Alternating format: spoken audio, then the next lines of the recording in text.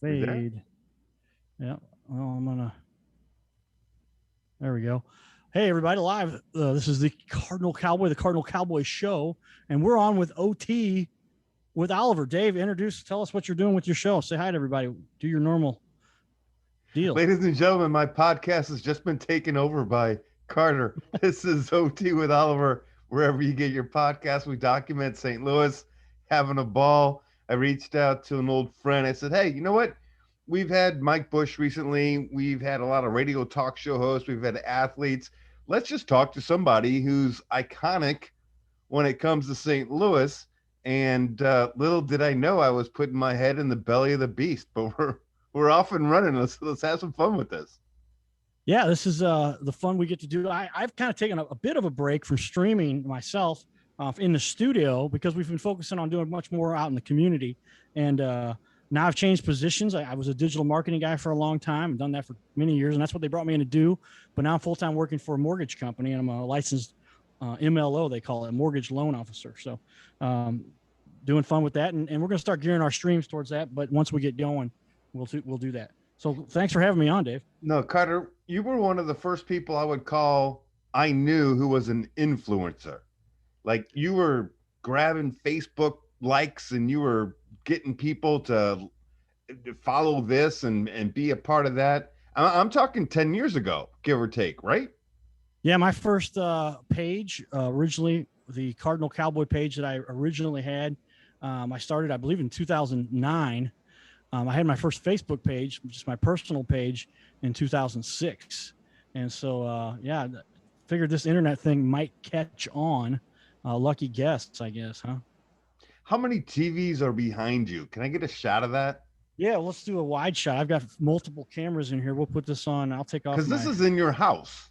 This is in my upstairs studio. We say this is the secret remote location for the Cardinal Cowboy studio. But yeah, it's actually in my house. Okay. We have a bonus room upstairs between the bedrooms. Back in the day, we thought I might have a few kids and a family. That didn't work out. So now I've just got a nice house with a bunch of empty bedrooms and myself and we make good use of it. I mean, there are some people that put mirrors on the ceilings. You've got 9 TVs behind you. Right. Yeah. We have, and what's cool about the TV, you can make it look any way you want. You look in a mirror, you know what you're going to get, right? Right. But when you've got your TVs, you can put up whatever you want here. And to emphasize that, I thought it would be cool if we put up a little, check this out, Dave. Look at that guy. That's an ugly son of a gun. So he's got his show going on here. I'm proud to be on the show here today. So there it is. All right. So Carter, I find your story interesting. And by interesting, I mean very unique. And I think some people that might know of you or be followers of you don't know the story. And so if you want, if it's okay, over the next couple of minutes, let's kind of lay the groundwork, right? You're born and raised in St. Louis, correct? Right. As you're I'm putting you up there on the wall behind me now, so now everybody can see you. And yeah, I'm born and raised in St. Louis. I decided my parents had me going to private schools, so I went to Lutheran schools, and I'd say that's. You might want to keep your mouth towards the mic. Oh, sorry. Yeah, okay, I turned my head away. Apologize, sir. There it is. I'm trying to make you full screen there. There you are, Dave. But yeah, so I went to Our Savior Lutheran in Fenton. I think the big accomplishment there was when they expanded to a 7th and 8th grade. But it used to be you went to 6th grade and that was it.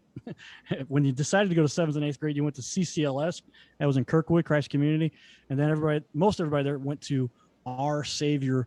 I'm sorry, then went to Lutheran South up on Tesson Ferry. And so I was a Lutheran South student, 4 years, went to the state championship in soccer, went to the semifinals or quarterfinals or district finals, whatever, in baseball, was an all-metro baseball player, all-metro soccer player.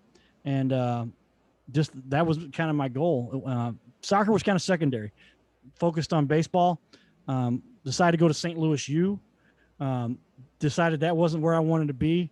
I actually didn't even make the team. I out-hit like all the guys that were on the team, but they were, that's why I joke about my Catholic connection. I was not Catholic. There were guys that went to the SLU High School that made the team at St. Louis U, where I thought I'd walk on. I won the MVP award, same award David Freese had won. just a few years before or after me. I'm sorry. And I thought for sure they're going to take me. It's the other kid they gave a full scholarship on. He's like, why are you not already on this team? That was after I came back, but went away, went to Central Methodist. Central Methodist just finished second in the national championship for baseball. They won the national championship in soccer 2 years in a row. So that's where I ended up going. But as I transferred there, about 3 weeks into the season, playing baseball in the spring, but playing fall soccer, and decided to go back and visit the girl I'd been dating at the time back in St. Louis. And we all took a road trip, got in the backseat of my buddy's car. We're riding down Highway 109, which is where you come in from Columbia area, where Fayette is close to, and ended up getting hit by a drunk driver. Drunk driver spun out of control, hit us head on, but the side of his truck. If everybody had hit head on, everybody would not have survived. But the driver of our car, Jimmy Barnes, rest his soul, he made it for a couple of days, and then his head swelled. Back then, they didn't do what they do now. They carve a hole and let the pressure out. Back then, they didn't do that. It was September 21st, 1991. So I'm on the side of the road. They're talking to me. Apparently, I'm coherent, and then I start to have seizures. They're about to send the first ambulance, and they say, "Hey, don't go just yet." The Cowboy here, I wasn't known as the Cowboy at that time yet, but I started to have seizures, and they said, "Hey, take him now." They stopped the ambulance, pulled the drunk driver that had hit us out, put me in, and they said if I hadn't made that first trip, I would not have survived. So proceed to go to the hospital, go into a coma, where they along the way to stop seizures, they shoot you up with a drug. They used to shoot you up with a drug called Dilantin. I'm not sure if you're familiar with that drug. It's pretty hardcore. I think they've gotten rid of it these days, but it can stop the seizures. But many times you're going to go into a coma, whether you're going to go into a coma or not. I've talked to some EMS guys since then, and I proceeded into the coma. On the seventh day, I pulled a ventilator out of my own throat. My arms are restrained. You can see where I could manage to pull those out. Not the average person can do that, of course, right? Joking.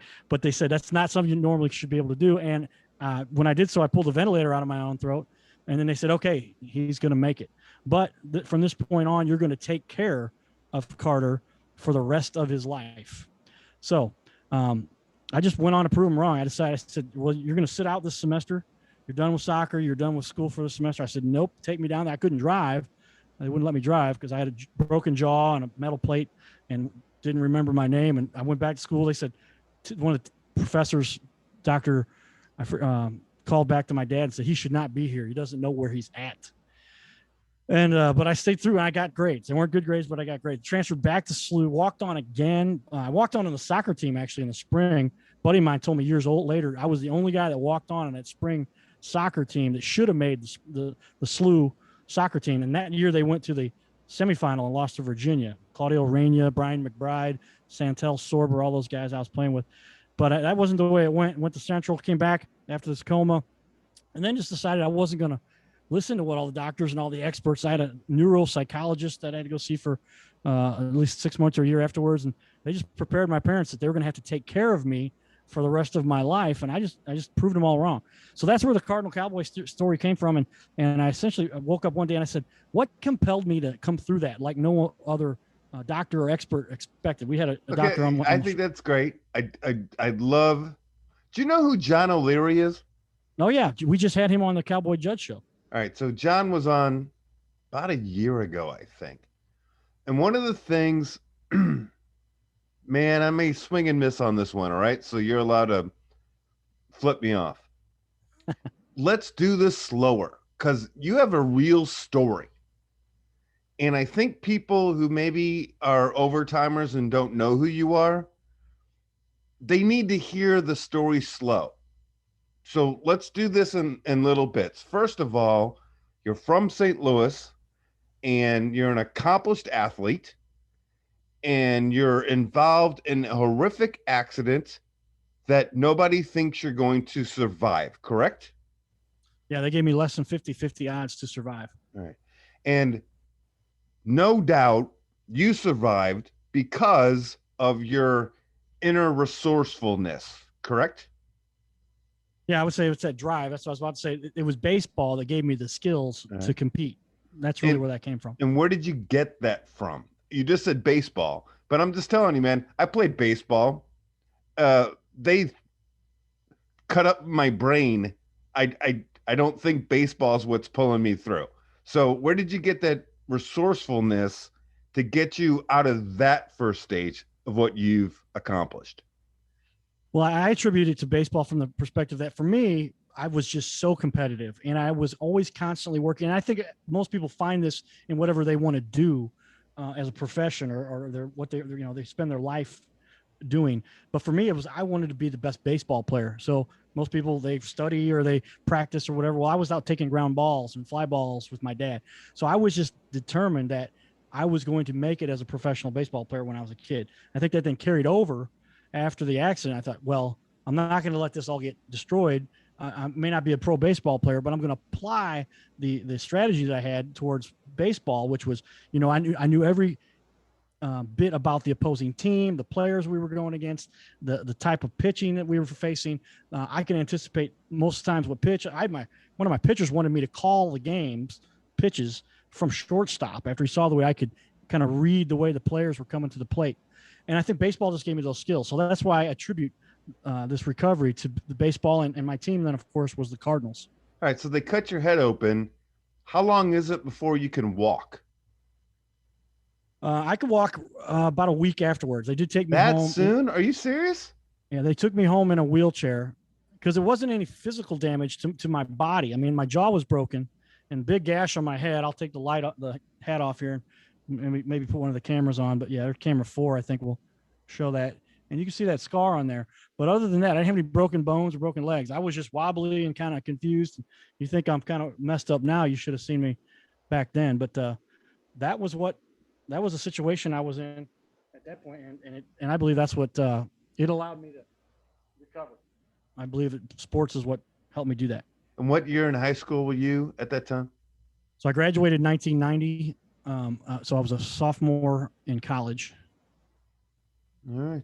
So what I think is really fun, man, that might be the wrong word. What I think people need to know if we're going to, try to make this about everybody is how many times were you told, stop it? Don't try to do that. And you didn't hear them. Well, it was pretty intense for about the first, I'd say, 6 months to a year. They were just like, he's not going to be able to do anything. At one point, they had taken me to a psychiatrist's office and I need counseling. And they had me sitting in front of the psychiatrist who told my dad, he said, hey, you're just going to have to lower your expectations for Carter. He's not going to be capable of doing the things he was previously capable of doing. So just lower and help him get through this and just hopefully he can make it. You won't have to literally like shower him and feed him and do everything. But I just wouldn't listen. I just had none of that. And so that's where I get into my motivational stuff. I talk to kids. I mean, that's where I think the mind can do a lot more than most people give it credit for, if it's programmed the right way. We're going to talk about everything that you do that people just don't know because they know the hat and they know you at the Cardinal games. I didn't know this for 2 or 3 years after I met you on what you do behind the scenes that is so admirable. In your car, driving 2 hours to give a 25-minute speech. I remember the first time you told me about that, I was like, you? That's what you're doing? I apologize. That's unbelievable. John talked about how Jack Buck really helped him over his hump. Was there somebody that really helped you get that I can do this feel? Yeah, I would say the person that was most inspirational to me was my own father. He recently passed in November. And that was hard for me because if there was one person that just told me no matter what that I could do it. And it was true, not just after this accident, but all my life, because I was always, I'm the 5'8", 5'9" kid who is not particularly a little bit faster than average, but not bounding but I just persisted. And I'd say, he gave me a little plaque years ago that said, persistence conquers all. I mean, if you think about it, how many people, and we talk about this on the Cowboy Judge show. The Judge likes making this point that I brought up before. That is, how many people are 90% of the way there, but they give up, not knowing that they only had 10%. They think this is just too much work and there's way more to go, and realize that they had pretty much gotten almost all the way there, and all they had to do is go a little bit further.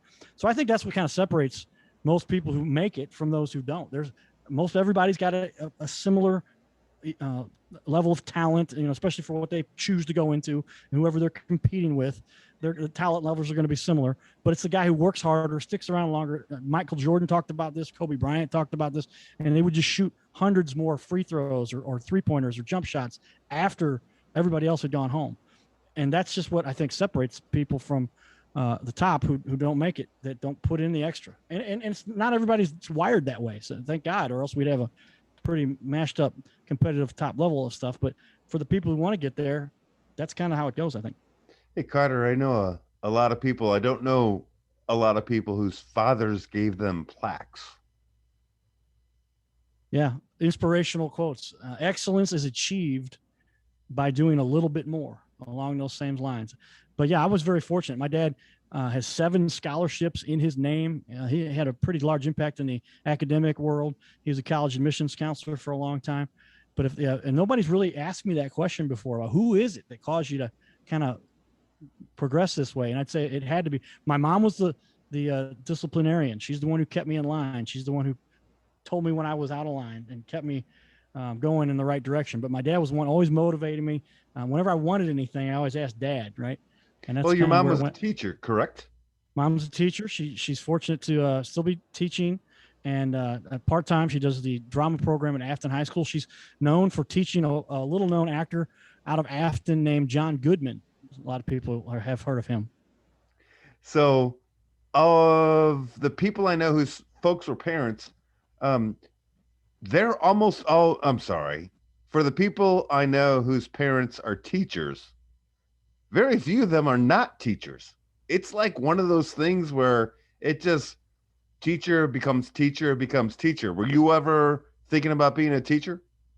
The thought had crossed my mind. The one thing I'll never forget, and I've told this to my mom a couple of times. She's kind of, that's not true. That didn't happen. But I'll never forget. At one point, teachers don't get paid a whole lot, especially when back in the day and when they were just getting started. I wore my baseball cleats to school because those are the only shoes that I had that were working, functional, right? The other ones were beat up. And so I said, well, I guess I'll just wear my cleats to school today. And that's what I did. So that made the impression on me that if you want to make money, you don't necessarily want to be a teacher. I think that's kind of true. I mean, you're not gonna be a multimillionaire by being a teacher, but these days they got a good pension and they've kind of done better to take care of the teachers. But that was the impression that I had. So I said, the last thing I want to do is be a teacher. I still don't mind helping people. My mom now says to me, Carter, you realize you're doing exactly what I was doing now as a Cardinal Cowboy that she's done all her life, is helping people, inspiring people, encouraging people, that kind of stuff, the stuff we do with kids at hospitals and schools. All right, before we get into the Cardinal Cowboy, and we're going to spend some time on that, I know you as more accomplished in football than in baseball. You're a hell of a kicker. So where did your focus move from baseball to football? Yeah, great point. And there's a lot of people who don't know that actually after, and while I was in college, I was going to kick. I was playing soccer, I was playing baseball, and I was going to go and kick for the football team. And the kicker doesn't have to be as involved with the team per se. I mean, they want him there. The teams I played on, I was there for every practice. I'd stand on the sidelines for 95% of the practice, and then at the end we'd kick or whatever. But yeah, after I came out of my coma, I thought, I asked around, I said, well, I didn't get to kick in college. Let me see if I can do this. And I went to a tryout for the Renegades, River City Renegades in St. Charles. Ended up kicking the ball out the back of the end zone, and they're like, who's this guy? They had a kicker at the time by the name of Danny, I think it was Danny O'Sullivan or Danny Sullivan. And he was going to be the starting kicker, but he got to pick the guy out of, and we're like 12 of us that came out as kickers. And he said, that guy right there. And he picked me. So I was his backup. So then it proceeded. Danny got hurt. They said, you don't have to, I kept going to practice. I said, you don't have to keep coming to practice. I stopped going to practice. Bad move. Or maybe that's the way it was intended. But Danny ended up breaking his leg. Very tragic. He's a great guy, great kicker. And then they didn't call me. They called some other flag football guy that had actually kicked, because I hadn't kicked and somebody knew somebody. I wasn't at practice. They told me I didn't have to show up. So then they ended up. So my buddy goes, hey, man, did you read the newspaper today? The Renegades got a new kicker. And why is it at you? So I didn't, but I went on to play for what they call minor league men's football. And that's a lot of guys who played college, Division I. We played with Zach Abram. If you know Zach, and M-I-Z? I'm sorry? M-I-Z? Yeah, MIZ. Yeah, I think he's second all-time touchdowns at Mizzou, and that was just passed up recently. But and then Daryl Jackson, great quarterback out of Webster that went to Mizzou for a little bit, and a lot of people thought he had what, but he was our quarterback. And then I was the kicker, but I was kicking for the Cyclones. My first year, I kicked one field goal in the playoffs, and made a difference, but we still lost. Second year, I kicked a 51-yarder. Same team. We're playing out of Vandalia, Missouri. So we drive up there. The grass was this tall, and I'm kicking this ball out. And these guys like, this dude just hit a 51-yarder in this tall grass out in Vandalia. So proceeded to kick with them. Then I went to go kick on for the Wildcats. We won a championship with the Cyclones, a championship with the Wildcats. Then shifted teams to go over play for the Bulldogs. And I've got a bunch of rings, but 3 of them from the Bulldogs and the Wildcats and the Cyclones. And we ended up going to the national championship for that, or semifinals. We got to the semifinals and made the All-American team as the kicker. But yeah, I'd actually got a tryout offered to me by a little team that used to be based out of St. Louis called the St. Louis Rams, if you remember them. No. And so, and so I kicked that first 51-yarder. First one was actually over in Cahokia for the Dupo Fury. Backtrack. First team was the Dupo Fury. Second team was the Cyclones. I've got 5 career 50-yard field goals, but the first one was seen by a referee. He said, "Were you that kicker from last week?" He was reffing us again. And I go, "Yes, sir." He goes, "Would you like a tryout with the St. Louis Rams?" I'm like, "Absolutely. Here's my email, my phone number, my YouTube, my parents' address, anything you need to get hold of me." So the Rams called me, offered me a tryout. They said, "We got this guy named Jeff Wilkins." And I said, "Yeah, I'd heard of him." Pretty good kicker. They called him Money. Marks called him Money, right? And he said, "Come on out." But that year, the Rams had the worst special teams in the league. So you don't fire the whole special teams. You fire the coach, right? And it was Bobby Sprinkle. Was it Bobby April was their special teams coach. He went on back over to Buffalo, became special teams coach of the year again. But when I called back to the Rams, they said, "I don't have your name on here." New coach, Louis Aguiar. I worked out with Louis Aguiar, who was a punter for the Chiefs and a kicker for some indoor. And Louis said, "Hey, man, I know who he is. We'll see what they say." So I never actually got the tryout, but I always say I was offered the tryout. But and then you never kicked barefoot. That was your problem. Well, if I'd have done the barefoot thing, I think that's more detrimental because I could never do it. You could hurt your foot easier. Bottom line, my toenail would be gone about 3 kicks in. Right.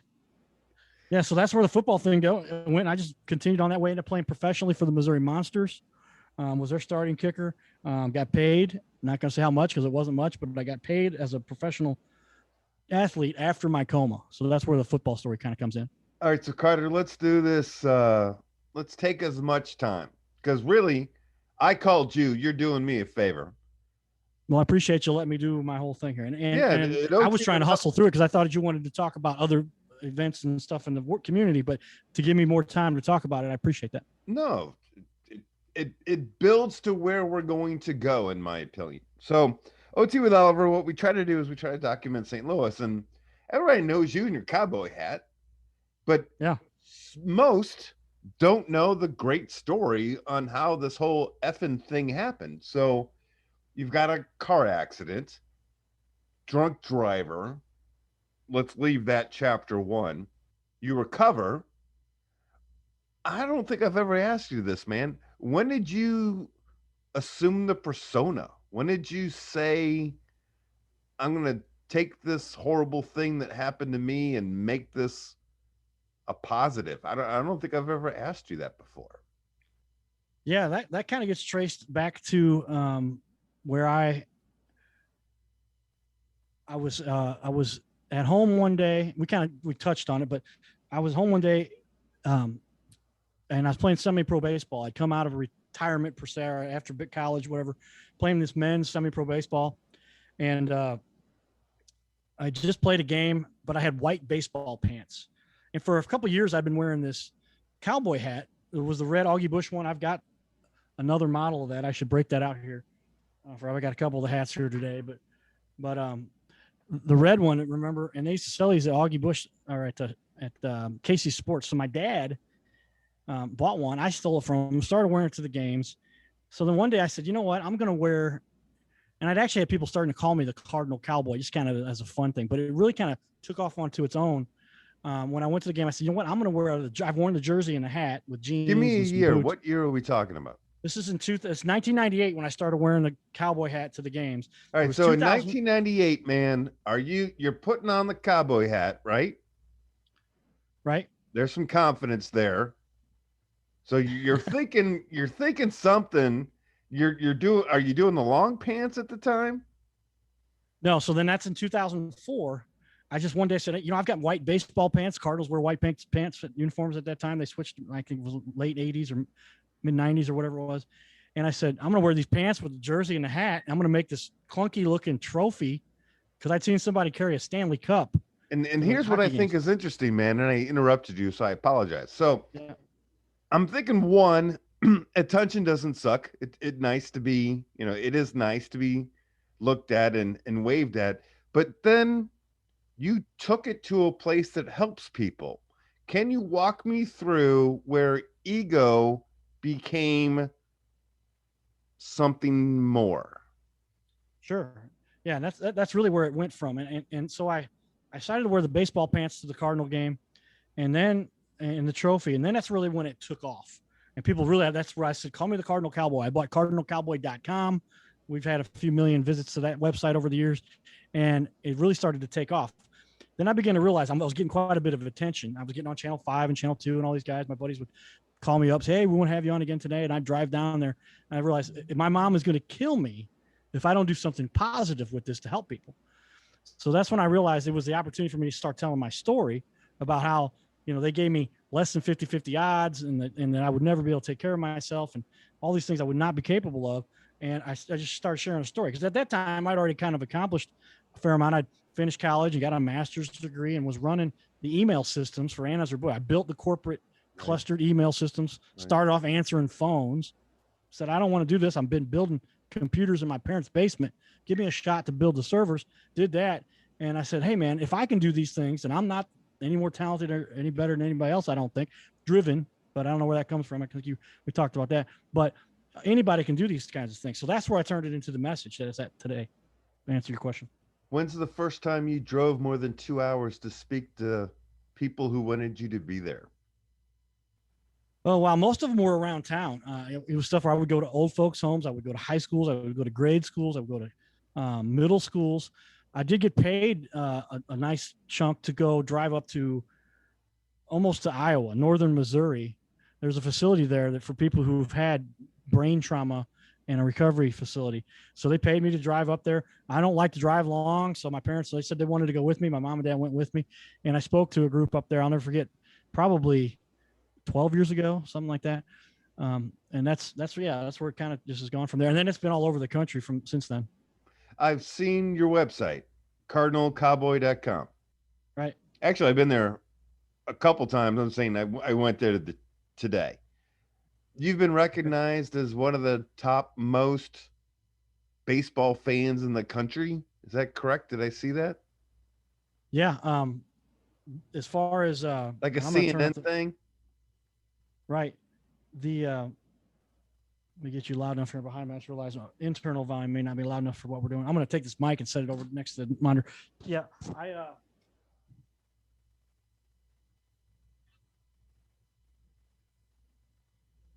I was recognized by MLB as the MLB's favorite fan, they call that. And so it was a contest, and they put me up against the Sign Man and Ernie Hayes. And I love me some Ernie Hayes. Yeah, Ernie Hayes is.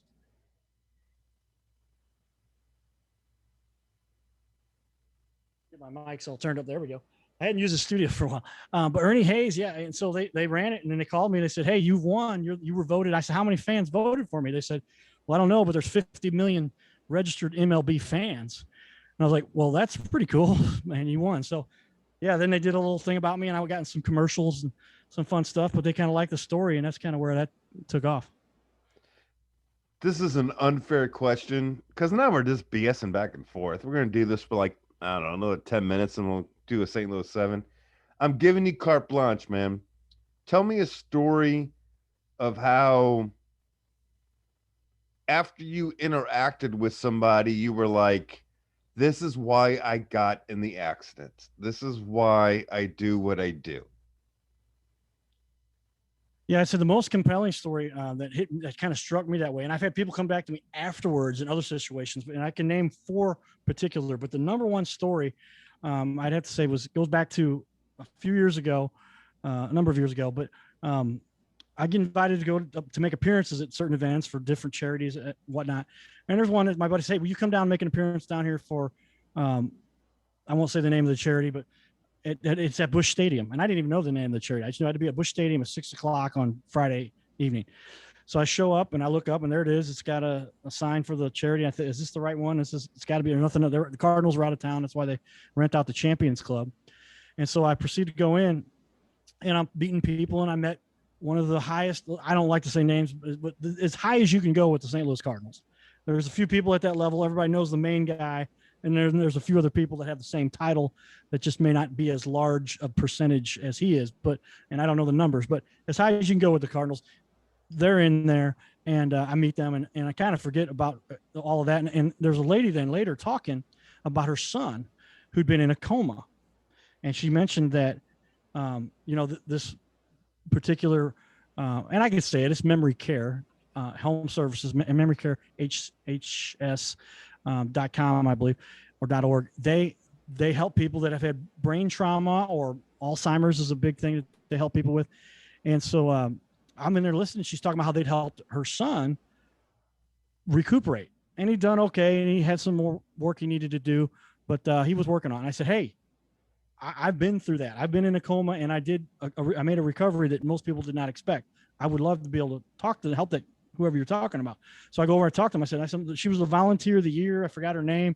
And they said her name. And I said, yeah. And they said, do you know who she is? I said, volunteer of the year. And he said, well, she's one of the as high as you can go in the Cardinals organization. and I said, oh, well, still would like to help her son. And they met me, and they'd already known, they knew who I was and everything about me. And so she just said, let's go. I want you to meet my son. And I won't say his name, but we went, and she said, let's go meet before a Cardinal game. So we went to the Champions, or the Cardinals club behind home plate. And then we ended up sitting in the green seats.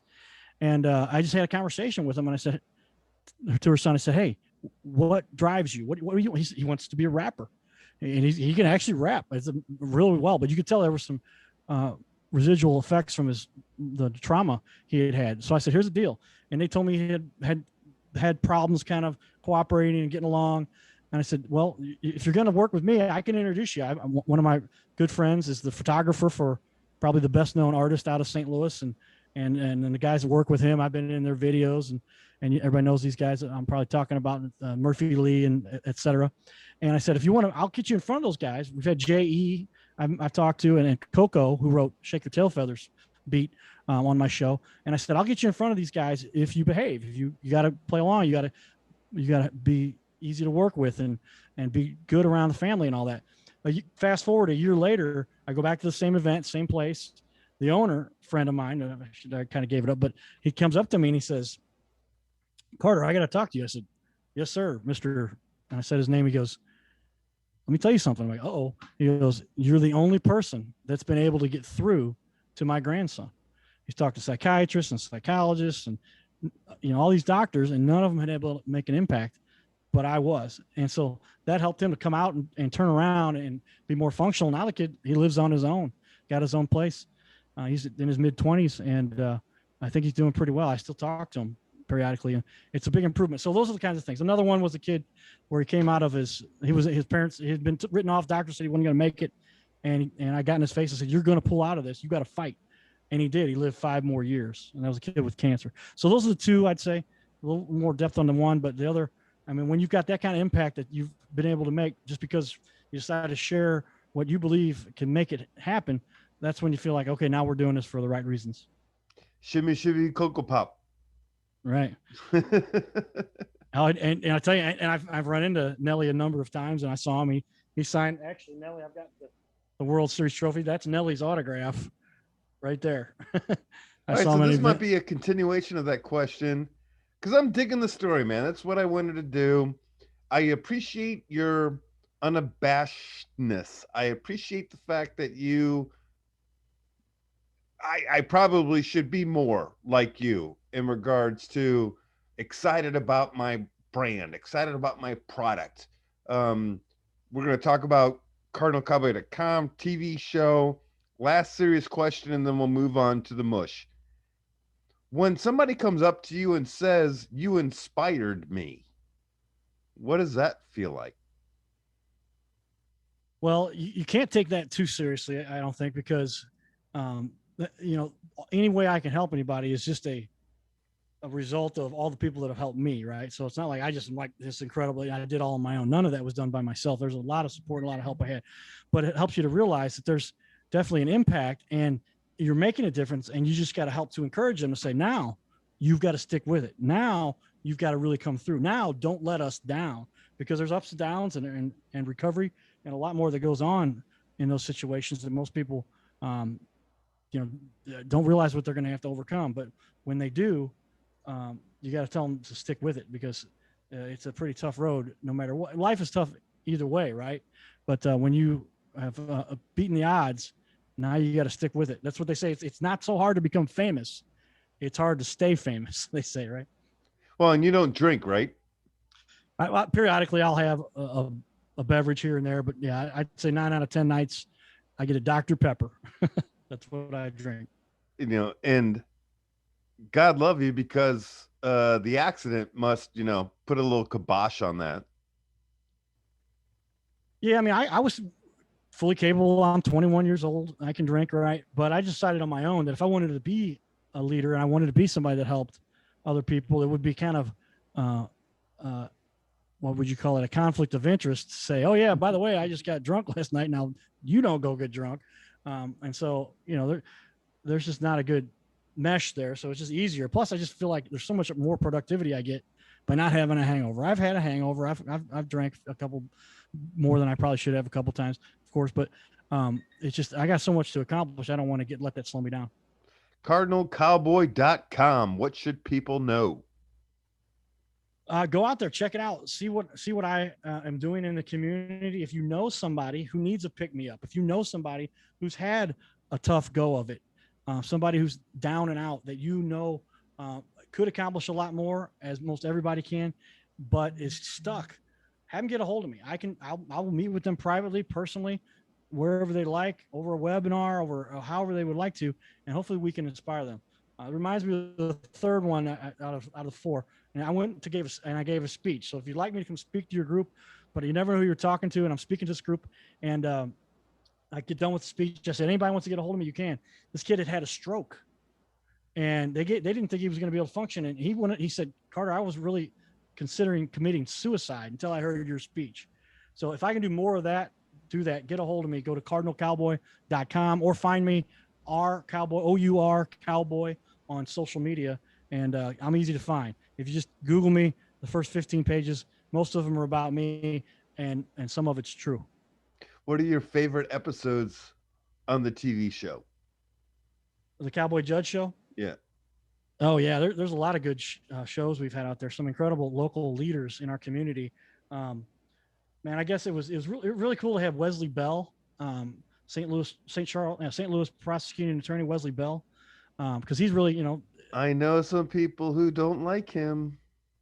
And I'd say, depending on your perspective, it's like, do you have based on his definition and having a D next to his name, and some people have an R, it's hard to not, because you're saying by definition, I stand for this, and the other people, I'm the opposite of that. Well, then until you get a chance to actually sit down with him and talk to him, and he's pretty open-minded, got some hard work he's doing, and I think he's got a good perspective on the whole big picture. I think a lot of people get caught up with that too, where they're going, oh, I can't work with so-and-so because of so-and-so, what they do. And some people, I think they're off the rails, and believe me, most people know where I stand and would think I would not necessarily agree with some of that stuff, but I think he's doing good work. I mean, we've had Smash, we've had Anthony Bonner, Kerry Robinson was one of our favorites, a lot of cool people. AB's awesome. I loved having Anthony on the show. Yes. Born and raised St. Louisan through and through. I guess, man, Carter, I didn't think I was going to go here, but I really, with this podcast, I just try to stay apolitical for two reasons. One, I'm not that smart, so I don't want to get caught in a conversation that I'm unequipped to have. Second is, I just don't. Look, I think people should wear masks. If you want to get in a huge argument with me about it, I don't. I don't have enough interest to get into it with you. I just think you're wrong. And so I don't want to have a 30-minute conversation. I just have a very simple thought. And if somebody feels that I have done them wrong, I don't care enough about their opinion. I just think they're wrong and they should wear a mask. And I want to move on to how the Cardinals are 8 games out and I hope they catch Milwaukee. Well, yeah, and that's the mask thing. You could go around and around. That's part of where I got in trouble with Facebook, and I won't say what side I was saying one way or the other, but yeah, literally, you can divide a room pretty quickly with those kinds of discussions. So I would just say, yeah, keep it towards what's, at least in your perspective that you may present. Myself, I'm presenting something positive that's going to be to the benefit of everybody, and without saying I'm on this side or I'm on that side. And generally, you'll find people that they're all trying to get to that same point. It's just a matter of how do we get there. And some people think you do it this way. Some people think you do it that way. But if we can at least have the discussion, then we can talk more seriously about the solution that's best and figure out what works and what doesn't. So how do the Cardinals catch the Brewers? 8 games out, 27th of July. They got to go like 40-24 to catch the Brewers. Well, and the Brewers have a lot of pressure on them. They don't have a particularly overwhelmingly powerful lineup or staff. They just kind of outperformed a little bit. But I think you're going to see that the Cardinals are going to heat up a little bit. They're about to get Mikolas back. They're probably going to get Flaherty back. And so with those guys in line, and if they could just pick it up a little bit, they were in first place for a good chunk of the beginning of the year, most people recall. So now it's a matter of can they get back to that form and squeak this out? They're probably going to have to win their division. You've got LA right behind San Fran, who's kind of a surprise over there in the West. And then San Diego will take the wild card. If the first, the second, and third, the first and second wild cards, the second, third spots in that division are all going to be taken by the West Division. So we got to win our division. I just, you never know. I don't count the Cardinals out. Everybody remembers when they were down 10 games with like 20 left and then came back and squeaked into the playoffs and ended up winning the World Series. And so if they can do that again, that's going to be some of the excitement that we might be able to see again. I don't count on that, but hey, never say die. As we get ready to wrap this up and do a St. Louis 7, talking with Cardinal Cowboy, I have a 2-part question. Here's the first part. What was your favorite memory of being Cardinal Cowboy at Busch? At Busch, yeah. I would have to say favorite moment and as Cardinal Cowboy, and it didn't quite have as much an impact until somebody told me later. They said, you realize you called that shot. And I went back and watched my own video that I shot of myself at Busch, Game 6, World Series, David Freese. And he came up the second time after he hit a triple. And I said, if you recall, you guys can Google or YouTube search this to Cardinal Cowboy, David Freese Game 6. And it's got like 40,000 views by now. And I said, if you recall, Mr. Freese hit a triple off the wall. So do it again or put it over the fence and call it a night. And then you just watch a couple more pitches come in and then he hits that home run. And so to effectively call that, somebody was walking by, Cowboy, how you doing? You realize you called that shot? I went back and watched it. Sure as heck. I mean, that's dangerous. You don't want to jinx your team by predicting things. And baseball players are very superstitious, but that was probably one of the coolest, obviously. Growing up in St. Louis, what's the memory that caused you to be a Cardinal fan? I'd have to say that's the 1982 World Series. Sure. I was a Cardinal fan to a certain extent before that, and I'd say along with that, a little-known shortstop by the name of Ozzie Smith, and just watching Ozzie Smith dive all over the place. And I'd made just so many plays similar to that. People came up to me in the mall one time and said, "Are you that guy that's like Ozzie Smith that dives all over the place?" And then I got in that coma and pointed a different direction. But Ozzie Smith and the 1982 Cardinals really are what inspired me to say, "Hey, I want to be part of this. I want to help to grow and do something with baseball and the Cardinals." So I'm 52. How old are you? 49. Right, Cardinal Cowboy is 39. I started doing that when I was in 1982. So I remember. So I'm 69, 82, that's 13. What I remember about the Cardinals is up until 82, a lot of offense, no pitching, no good. Like we were never close to anything. Then I think 80 was the strike year where we had one half good and didn't make the playoffs. Vaguely, 81, that might have been. Here's what I remember about the 82 World Series. My dad got tickets. I was lucky enough to go to game 6. If you remember, Stuper was the starter, and we were up like 10-1, but there was a huge rain delay after 4.5 innings. Yeah. And so I'm 13 at the time, and I've never seen so many drunk adults in my life because there were 3 hours where there was just nothing they could do. And we were waiting for the game to come back, and it was miserably cold, and we had already won the game. So we knew there was going to be a game 7.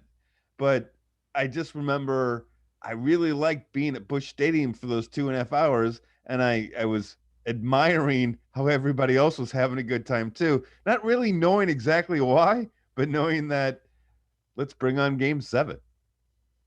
Yeah, we all know what happened there, right? Was that 85 you're talking about? 82, man. Okay, Started the whole story with 82.